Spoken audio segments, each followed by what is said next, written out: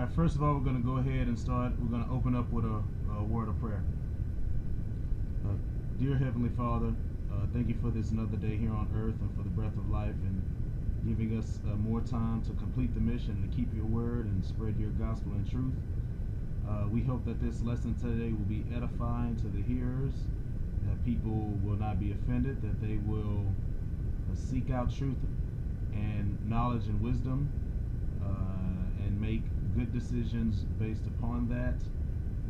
And we ask for forgiveness for all transgressions, including the transgressions that we may have done in ignorance. In Jesus' name we pray. Amen. Okay, now, as you can see, this is called Where Did Pants Come From? Now, something came up. This has been an issue that's been going back and forth about are pants men's clothes, women's clothes? Should women wear pants? Are there such thing as female pants? First of all, I'm going to go to scripture. It's just 2 verses. So if you don't have your Bible with you, you can just go to my YouTube page. It's pretty much the same title as the name here. It's PhiladelphiYAHH&, spelled here, Redeem. And you can see this same video on YouTube for all of the other platforms that are live right now. So first we have 1 Timothy chapter 2 verses 9 through 10. 1 Timothy chapter 2 verses 9 through 10. In like manner also that women adorn themselves in modest apparel, with shamefacedness and sobriety, not with broided hair or gold or pearls or costly array, but which becometh women professing goodliness with good works. Now the main part about this passage is, and real quick, no, it doesn't mean that women can't have jewelry or braided hair or French braids or cornrows or dreadlocks or anything like that.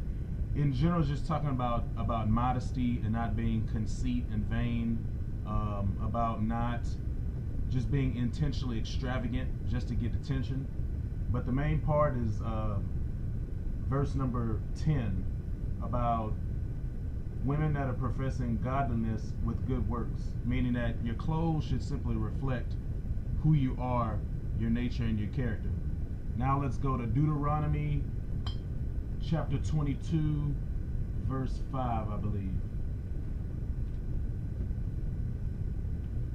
And like I say, if you want to check out this lesson at any point in time, you can just always go to YouTube. This is kind of just a chop session. It's not a in-depth heavy biblical lesson, but this is something that keeps going around with many of the churches and many of the camps. Okay, Deuteronomy chapter 22 verse number 5. The woman shall not wear that which pertaineth unto a man, neither shall a man put on any woman's garment, for all that do so are abomination unto the Lord thy God. Okay, so basically, a man shouldn't wear any women's clothes or anything that pertains to a woman, like women's makeup and things like that, women's perfume, women's underwear, women's bathing suits, nothing that pertains to a woman. And likewise, a woman shouldn't wear anything that pertains to a man. A man's haircut, men's clothes, men's cologne, that's including boyfriend shirt, boyfriend jeans, all of the above.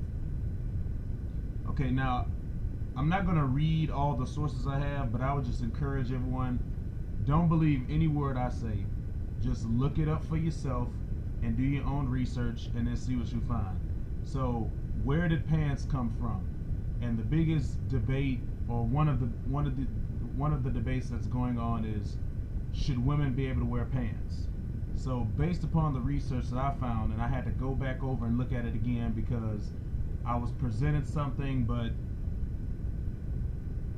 it appears that the information that was presented was maybe presented in a little bit of a biased fashion. So essentially, it seems that pants originally came from Asia, mainly Central Asia, parts of China, but also Anatolia, the Scythians, and other groups of people. Now, pants originally seen to be just a functional garment. Pants were designed for certain purposes and certain uses. People just didn't start wearing pants, like modern day time, like it was a fashion statement. They wanted to express themselves. They wanted to be unique or different or anything like that. It wasn't for show. It was for purpose. It was for function. The main purposes that pants were invented for were mainly for horseback riding. So basically pants were like the first chaps. Today if you ride a horse, you might wear some chaps over your pants. Well, pants were the chaps. They wore it to protect their legs for when they were riding horses, especially for long journeys, especially in warfare and in combat.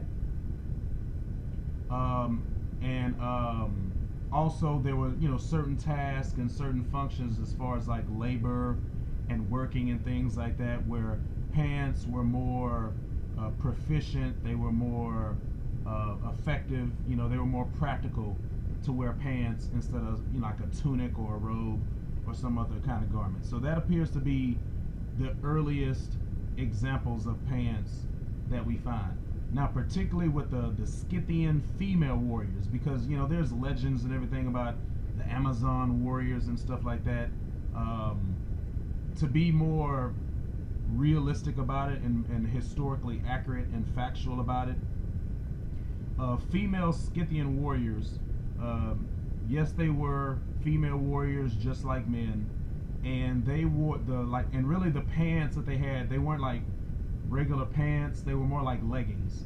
They were leggings that were made out of wool and felt, and like I say, they just wore them to protect their legs, mainly for horseback riding, because Scythians were fairly nomadic, and the horse was they were some of the earliest people after the flood of Noah to domesticate horses, and the horse was a very integral part of their society and their culture and their warfare. So they had a lot of cavalry usage. They were nomadic, and they were very mobile. They could move around territory very quickly because of horses. So since it was so much a part of their culture and their society and their warfare, for those purposes, with men and for women, it was going to be common. Now, archaeologists, when they found grave sites of Scythian female warriors, or really Scythian females in general, when they found these grave sites, about 1/3 of the women's graves, they were buried with their bows and arrows and swords and spears and stuff like that. So maybe up to 1/3 of the female population were warriors, were in the cavalry, if they used these weapons for maybe hunting or foraging or something like that. But up to 1/3 of them could have been female warriors. Now today, in the modern world, in the United States, in the Western world, you're not going to get a situation where women are going to be 1/3 of your military. I don't think most women want to be in the military like that. Personally, I wouldn't have a military that would be dependent upon female soldiers. In fact, in modern day times, the only situation where we see that much of a presence of female warriors are the Kurds right now. But other than that, during more, let's focus more like Western wars, during the French Revolution, the Crimean War, World War I, World War II, the American Rebellion, the American Civil War, the 7 Years' War, during all of these other more recent European wars, you have not seen women in combat like that. So even in the Bible, when all of the men are taken up by their tribes, men who are 20 years of age and older, because in the Bible, we're not going to read it right now, but you could go look it up for yourself.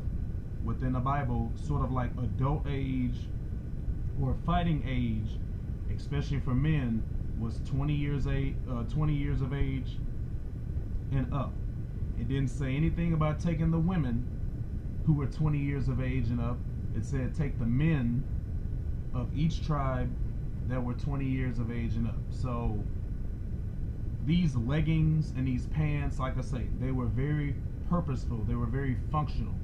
They weren't fashion statements or anything like that. They had a purpose in them. Also in civilizations that lived in colder climates, like particularly near close to the Arctic. A lot of those indigenous groups and aboriginal groups, they would take furs and animal skins, they would simply wrap them around their legs, and then they would take some kind of bindings or fastenings and then use that to strap the fur in place.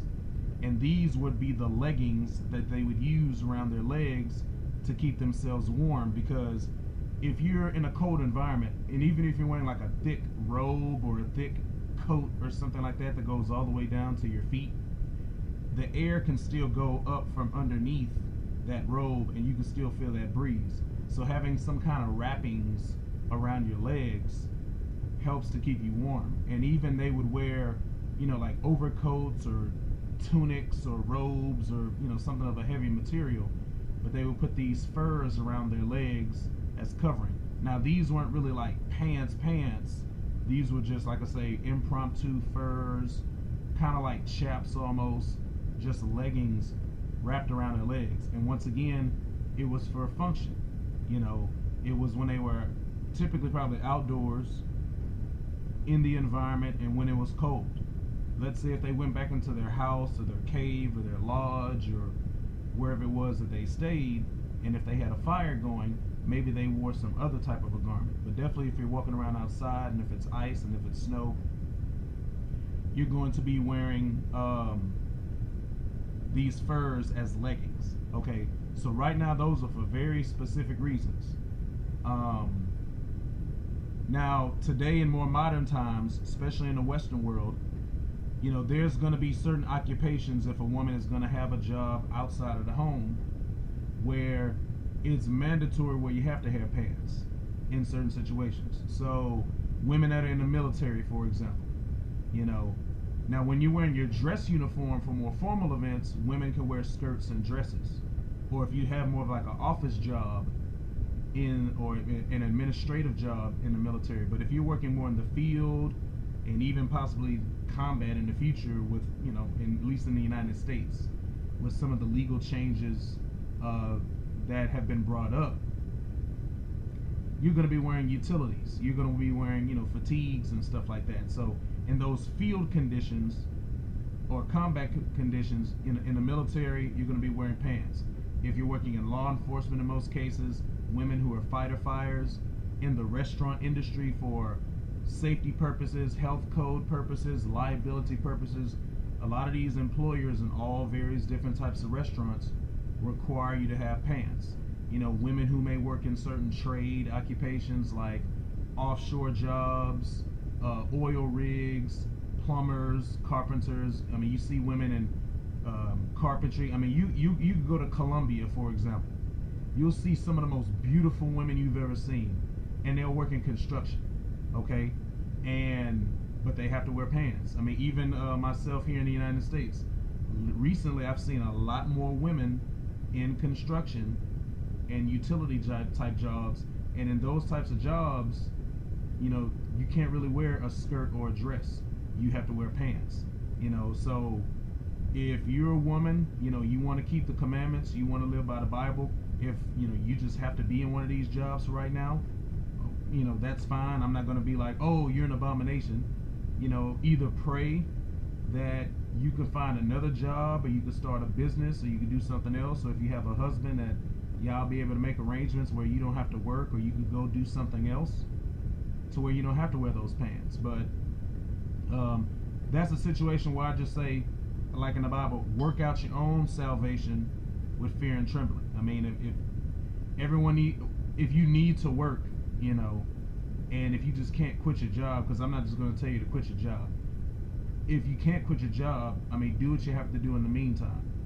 But if you don't have to wear pants for work purposes in these particular occupations in modern day time, then ideally a woman should be wearing a dress or a skirt, because these historically, even in Western culture, have been considered to be women's garments. Okay, now we're going to fast forward a little bit later in ancient times, but now dealing with more European groups, the Indo-Europeans, the Indo-Aryans. once again, in certain situations like with Celtic women and the Vikings and stuff like that, women who did fight in war, you would see them wear pants. But these are specifically warriors. Okay, we've covered that. How many women in the modern day time, especially in the Western world, are going to be joining the military and definitely combat personnel? Not likely. And you really don't want it to happen. And also in certain laboring positions, there were certain situations where women were gonna wear pants because, like I say, it was more functional, it was more practical. But in these societies, usually it was because it was either women who were poor, women who weren't married, or women who were widows and they didn't have their husbands to take care of them anymore. You know, because even when women did do certain types of labors, it was more domestic. You know, whether if you were in the field or if you're gathering water, if you're watering the animals, if you're tending to crops, if you're taking care of the home, if you're taking care of the children. So even women that worked more so in the home or in their property, you know, a lot of the labors and the functions and the tasks that they would do, they wouldn't really need to wear pants. You know, if you had a husband or if it was a younger woman still in her father's house or her uncle or her brother or something like that, only, you know, like single women, very poor women who would have been the lowest in society, women who were orphans, and women who basically the only other option that they had other than selling their body, these are the women who would have taken these lowly jobs where they maybe would have had to have worn pants. Now I know in the Western world and in the United States, you know, women are working now, and I'm not saying that a woman can't work. Don't take it as that. I'm not saying a woman should just simply stay at home. She can't have a job. She can't have a business. She can't have an education. She can't be an entrepreneur or a CEO. I'm not saying that, but we just are in a situation now that women are going to be working. And originally, when we go back to Genesis, once again, we're not going to read that. Not really here for that now. You can read that later. If you go back to Genesis, after Adam and Eve and the fall, when they ate of the tree of knowledge of good and evil, when they ate the fruit, the curse of toiling and laboring with the ground and the earth for your bread to be able to survive was really for the man. That wasn't really the curse for the woman. The woman's curse is that the husband was going to be your authority. He was going to rule over you, that your desire will be unto your husband, and that you will bring children into the world in increased pain and suffering, all these labor pains. So there was a curse for the man, Adam, and there was the curse for the woman, Eve. But now women have politically and socially organized and mobilized to basically have to suffer the curses of the man also. And I don't care if you're not working a blue-collar job or a factory job or a laboring job or a minimum wage job. I don't care what the situation is. You're still having to go outside of your home, either outside of your father's house or outside of your husband's house, your family home, and labor for your bread. And that was really the curse for the man, not for the woman. But if the woman wants to come under the curse, I mean, that's fine. You know, me ideally, you know, I would show my wife how to, you know, how she could start businesses at home, you know, and how she could do more innovative things where your money works for you and you don't really have to work for your money, and she doesn't have to necessarily get a 9-to-5 type of a job. You know, she can have things to bring in income, you know, semi-passive income and passive income, but not active income where you basically just go to work and punch a clock, and if you don't work, you don't get paid. You know, that's more so, at least ideally initially, for the man. But these are the times that we live in. So that was the situation more in the ancient, more Eurocentric culture. Now, going more into the Middle Ages, you know, you really weren't going to get the situation with women wearing pants now. Now the fashion statements were changing in Europe. Women would more so wear kind of like dresses or gowns or tunics and things like that. They really weren't going to wear pants. And now this is a time where pants are being introduced more. They're being introduced with men who were peasants and servants and serfs, low-level status in a feudal caste system, and also men who were in wartime. Especially if you were a horseman, if you were a knight or a soldier on a horse, then you were going to be wearing pants. Now, when we go into upper levels of society, women would ride horses. Ladies, noble women would ride horses. But number one, all people who had money, you would have had a custom saddle. Okay, that saddle would have been made personally for you if you had money. It would have been that way for a man, whether if you were a nobleman or if you were a warrior, and it would have been that way for a woman also. Now, what Europe started to do, women were side saddle. Okay, they didn't split their legs and straddle a horse. They would ride side saddle on a horse. So they had specifically made saddles for women just when they were riding a horse when they're doing horseback riding. And in Europe, in these circumstances, especially in higher society, a woman that was splitting her legs to ride a horse was just unsavory. It was very provocative. It was very controversial. So earlier, in more ancient times, for certain civilizations and cultures, a woman riding a horse and splitting her legs was no thing. But now later on in Europe, now that's just something that wouldn't have been done. And you didn't have too many women who would have been in the military. You had Joan of Arc, you had some others. You had maybe women a very few number of women who maybe pretended to be men if they wanted to go to war. The Vikings and the Celts and some of the Germanic tribes, they did, they maybe had a little bit more women than some other groups, particularly say like the English. But even then, it wasn't going to be that common. Also, real quick, to go back to the Romans considered pants for men, probably for women also, but particularly for men, they considered pants and boots to be barbaric, because more of the Germanic tribesmen wore pants and boots in their everyday lives, and especially when they were riding horses. But in everyday civil life, Romans wore robes and tunics and things like that, and more like sandal type shoes.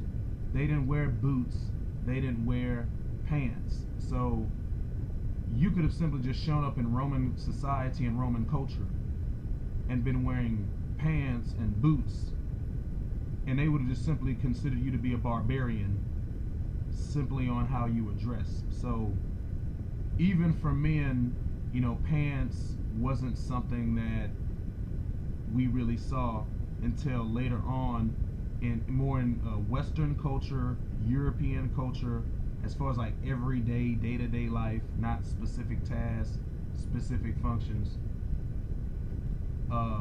just in their society. Now, some of the earliest pants that Europeans had were more like stockings and leggings and stuff like that, So,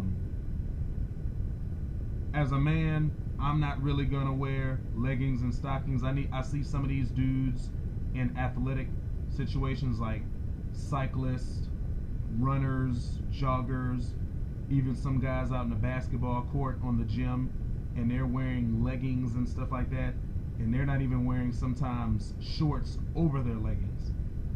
That's just not something I'm gonna do. And once again, all people should wear modest apparel. And as a man, if I'm wearing leggings or something like that, even if it's athletic, you're going to see the form and the proportions of my body, and I'm not really down for that. Okay, I'm gonna wear shorts, something that covers the front, something that covers the back, and not, trying to show your stuff. And I know whether if it's leisure wear, athletic wear, whatever, all these women walk around wearing these leggings and tights and Spanx and yoga pants. That's not really modest apparel. Just like you can see all of the form of the man, if there's nothing over it, same thing for the woman. Okay? So pants really became more introduced in more like the Middle Ages with Europeans. Even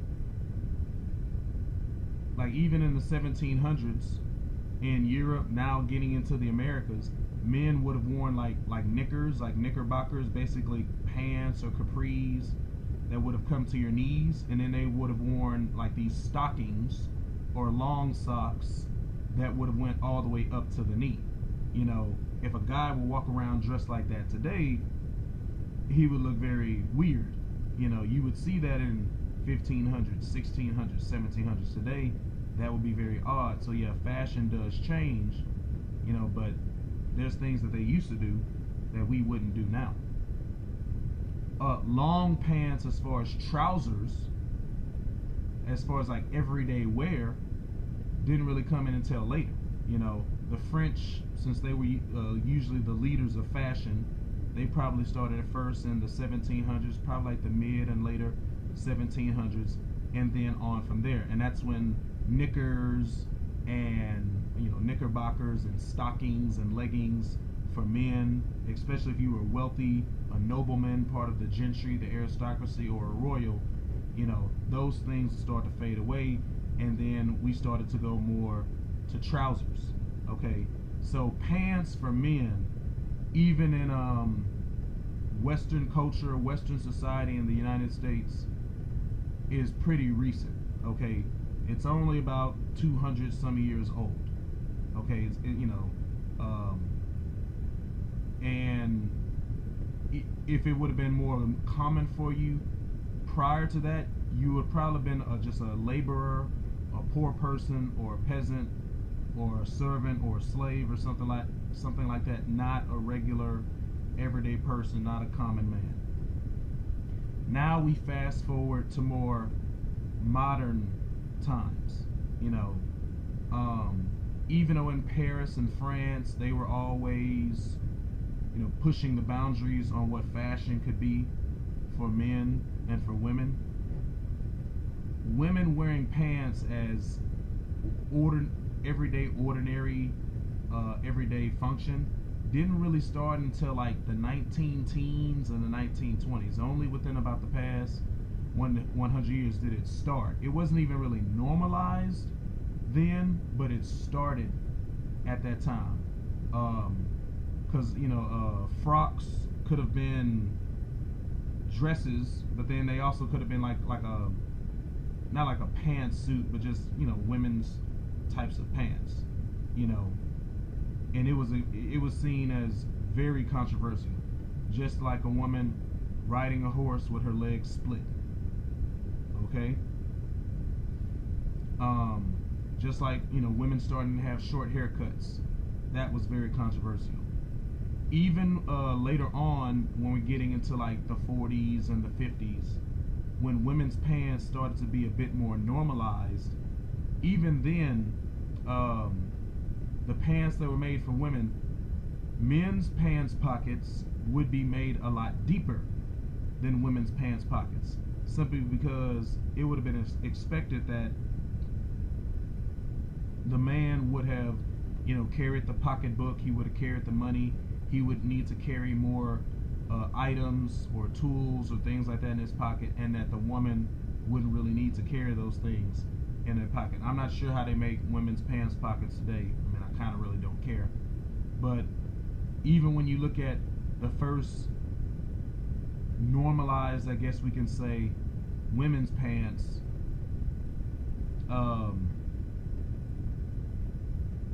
they made men's pockets to definitely be more functional. Women's pockets are more of an afterthought. Also, going back to Europe, in the 1800s on down, maybe late 1700s, but definitely 1800s on down,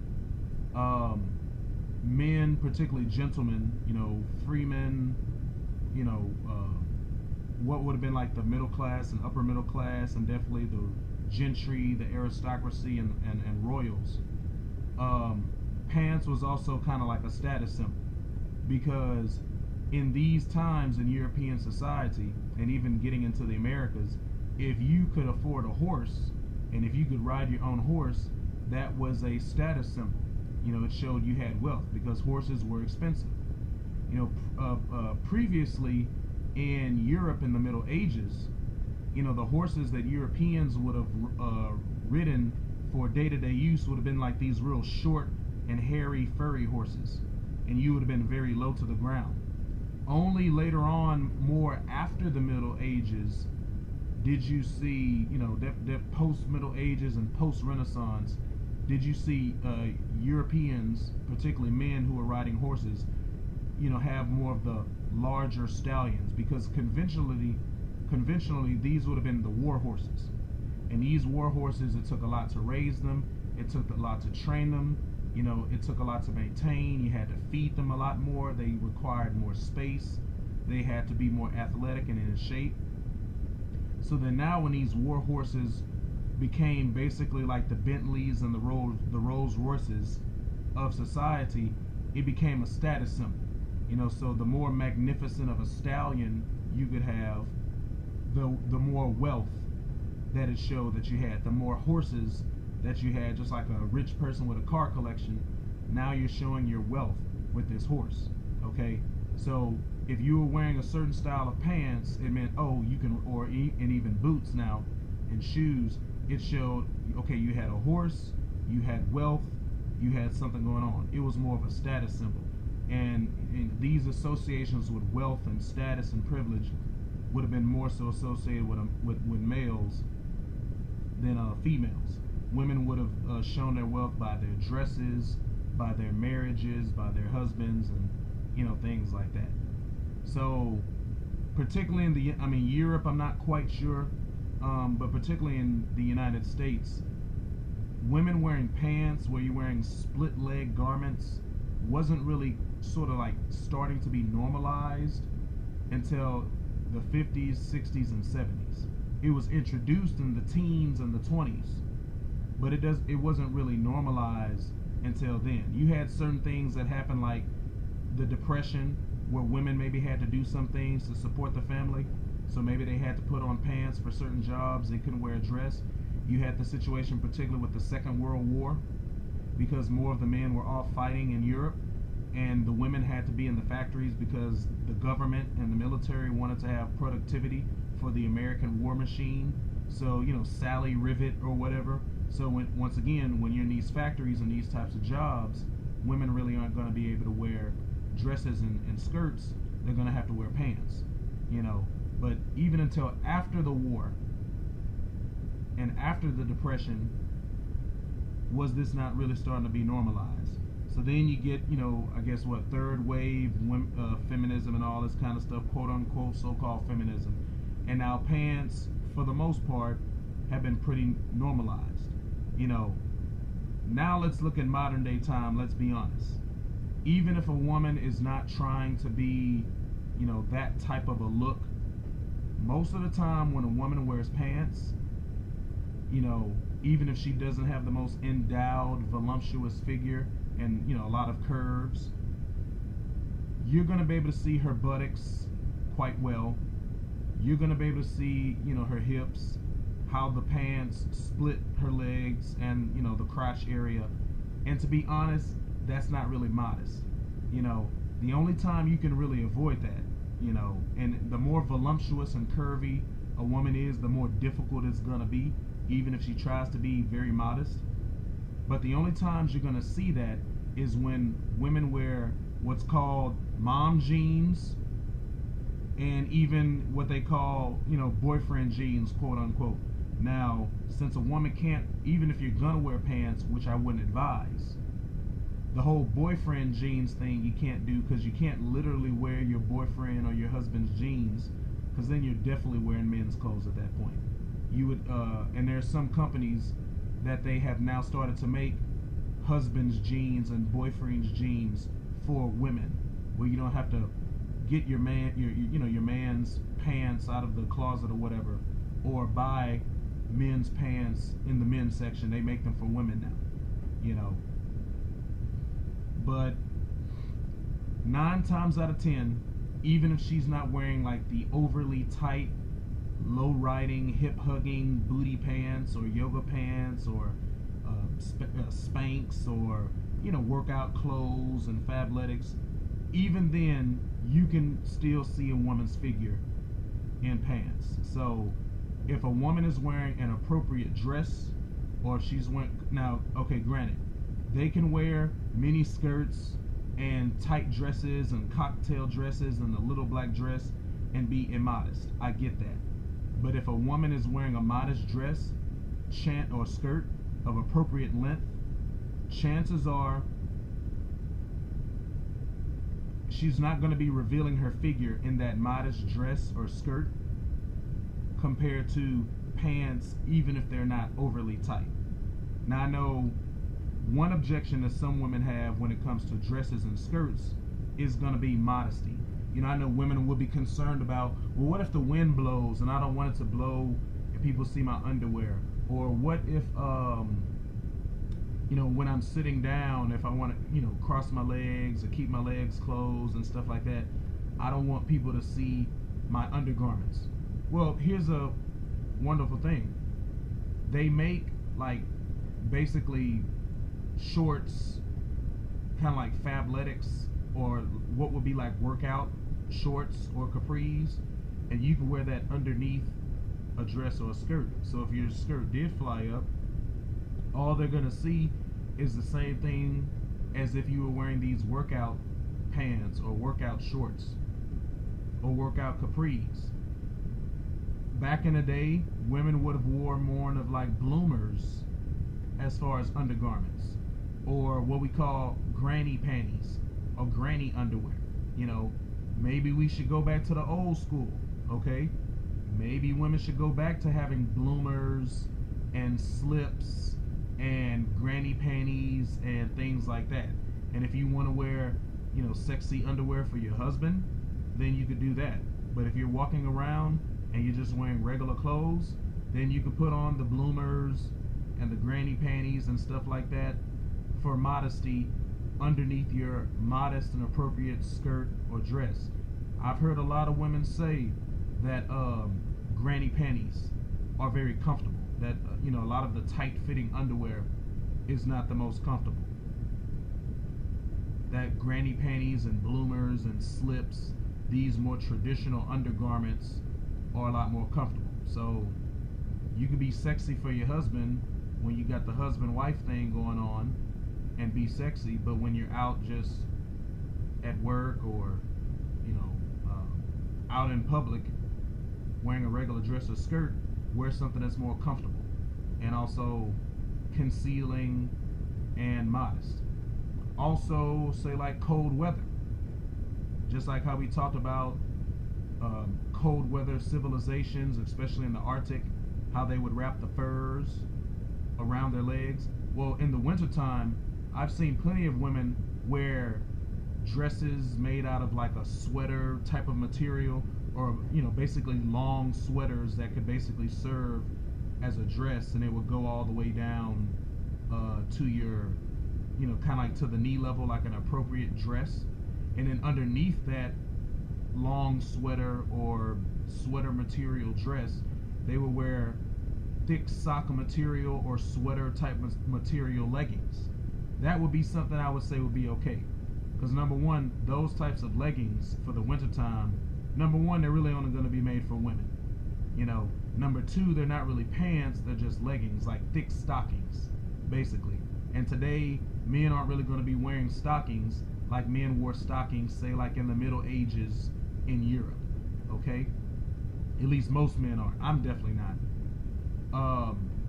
And you're still wearing your dress or your long sweater, that's serving as a dress over it, so it's, in general, it's still like a woman's garment. I've even seen women, they've worn, like the thicker sweater dress or long sweater, of appropriate length, and then they wear like the thigh high boots and stuff like that, and then they wear leggings underneath. I would say that's fine, you know, as long as it's not overly tight, as long as it's not revealing your figure and revealing your body, you know. I would say that's okay, you know. But there's really no excuse for women to wear pants as much as they do today, whether for athletic purposes. I mean, I just don't want to hear it. It's just things have changed. The whole world is now deceived. Women are dressing like men. Men are being feminine. Women are being too masculine. And we need to go back to the basics. We need to go back to the foundation. If we have to bring in some old school things that are so-called, quote-unquote, outdated, fine. You know, let's do it.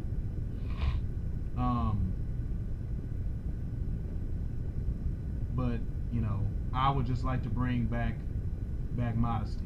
Okay, myself personally, when a woman is wearing a nice dress compared to, you know, or a skirt, compared to when women wear pants or yoga pants or shorts and things like that, I just have a certain better impression when I see a woman wear a nice dress or a nice skirt as opposed to wearing pants, even if her pants are not overly tight or revealing. Now, say for the women, for all you women who do work out, and if you do actually exercise, I know a lot of women have talked about they have these workout classes that are for women only, no men. Like, it's a woman instructor, women participants, no men. You know, inside of that closed environment, if it's a woman's only workout class or a woman's only event, you know, especially, you know, straight women we're talking about here, if you want to wear your little booty shorts and your yoga pants and your tight shorts and there's no men around and it's just the ladies, I don't really have a problem with that. You know, if there's no men around, if there's no children or younger people around, if it's just the girls, if it's just women, I would say that's okay. But when you leave the gym or when you leave that studio, you need to, you know, wrap that sweater around your midsection or put like a long t-shirt or something like that over your body, or a long sweater, or change clothes when you leave that gym or when you leave that studio or that room, so you could go back into modesty. But when it's just the women inside of the room, you know, inside of the workout class, or in some of these businesses, they have gyms and the whole entire gym is just women, no men. So if there's no men, if there's no children, fine. But if there's going to be men around and children around, even if it's your own children, you need to be modest. Same thing goes for, say, like bathing suits. Okay, back in the day, about 100 years ago, men's bathing suits were going to be modest shorts and a tank top, or like a t-shirt. And a woman's bathing suit was basically going to be like a modest, simple dress, or like a slip, or like a nightgown that comes to about the knee level, you know, or midway at the knee level. You know, you weren't going to be wearing like bathing suits and bikinis and stuff like that. I have more respect for, you know, even though spiritually I'm an Israelite, you know, a Messianic Christian Israelite, I have more respect for Muslim women when they go to the beaches and they wear these burkinis, as opposed to women who wear, whether it's a one-piece, two-piece, G-string, thong, whatever the case is. Now, you know, especially if it's out in public. Now, if you're in your own backyard, and if you don't have children or the kids aren't around, and if it's just you and your husband, and you want to wear a sexy bikini or one-piece or whatever, or skinny dipping, you know, and if it's just you and your husband, private beach, your own backyard, the neighbors can't see, a private resort or something like that, you know, that's fine. I don't have a problem with that, you know. But if you're in public around other people, other adults, around your children or around other children, you know, even then, even at the beach, even for swimwear, you know, you need to cover it up. Okay? And I mean, I like the way women look in bikinis, but if your wife is in a bikini, you should really be the only person to see that. A woman in a bikini, you should really only be showing that to your husband. You shouldn't be showing that to anyone else. You shouldn't even be showing it to your children, because a woman sets an example of what a lady is supposed to be like for her daughters and for her sons. For the boys, from mom, they learn, hey, this is what a lady is supposed to be. For the girls, they learn, hey, this is what I'm supposed to be about. And I get it. The whole world is Babylon. The whole world has been deceived by Rome. The whole world has been deceived by the fallen ones. So standards have completely gone out the window. I get it, but we need to get back to those standards. We need to go back to the basics. Whether if it's warm weather, cold weather, it's at the beach, just try to be as modest as possible. On Twitter, there was an Israelite sister, and she basically made like a long tunic made out of the same type of athletic material that they make, these t-shirts and tank tops and sports bras and stuff like that. But she made it into a long tunic that covered her body, but then she wore her leggings and stuff like that and her Spanx underneath, so I might even start making a clothing line for women who want to practice modesty, particularly like for swimwear, leisure wear, fitness wear, things like that, and I mean, to the ladies, just be conscious of your body, guys can be creeps either way, but if you dress a certain way, it's gonna get attention. That's what it is. And I know a lot of these women, they want the attention, but for other women who maybe don't really understand, not all attention is good attention, and you're gonna attract good and bad attention alike. Okay, and you make it tempting for the men. I mean, it's tempting for me, and you have to resist that temptation when these women walk around and they just show their bodies. And in comparison, men don't really show our bodies like that. I mean, I know we have different bodies, but I don't wear nut hugger pants, I don't wear tight shirts, and I don't wear skinny jeans. I don't wear deep cut V-neck t-shirts, with your chest all hanging out. I don't constantly walk around with a shirt off or shorts or anything like that. It's mainly with the, I don't want to come down on the women too hard, but it's mainly women who wear more revealing, inappropriate clothing that's not modest, not so much men in most cases. So it's not just because I'm a guy and it's double standards, so I'm being sexist. Just as a fair observer, that's what the situation is. So men should practice modesty and not have vanity, and women should practice modesty also and not have vanity as well. If you're calling yourself being a righteous person, this is what we all should do. This is what we all should practice. We should set an example for everyone else, and especially if you're married with children, or if you have younger people who look up to you. We should definitely set an example for younger people. So I think that's pretty much it. I'm going to wrap it up. Like I say, if you want to catch this podcast in its entirety, go to YouTube, Philadelphia, just like how it is here on this account. Just type in Philadelphia Redeem on YouTube, and you can see this content and other content that I'll have up. I hope this has been edifying and enlightening to everyone. So until the next time, just gonna say peace and shalom.